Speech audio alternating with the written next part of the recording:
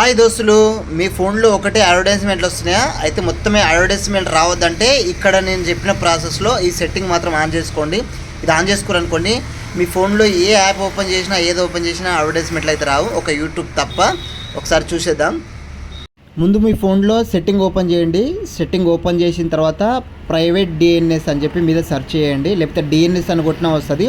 ఇలా private DNS అని కొడితే మీకు పైన వచ్చింది చూసిరా, ఇక్కడ పైన వచ్చిన ఆప్షన్ అయితే ఓపెన్ చేయండి. ఓపెన్ చేయగానే చాలామందికి ఏంటంటే, నాకైతే ఆన్లో ఉంది, చూడొచ్చు మీరు. ఇది ఓపెన్ చేయడం నాకు ఆన్లో ఉంది, డిఎన్ఎస్ ఆన్లో ఉంది. అయితే మీరేం చేయాలంటే, ఒకసారి మళ్ళీ ప్రైవేట్ డిఎన్ఎస్ ఓపెన్ చేసిన తర్వాత ఆఫ్లో ఉన్న ఆప్షన్ని కింద ఆప్షన్ చూసినా దాన్ని క్లిక్ చేసుకొని ఇక్కడ మీకు కనబడుతుంది చూసిరా, DNSAdGuard.com, ఇది టైప్ చేయండి. టైప్ చేసి సేవ్ కొట్టేసేయండి.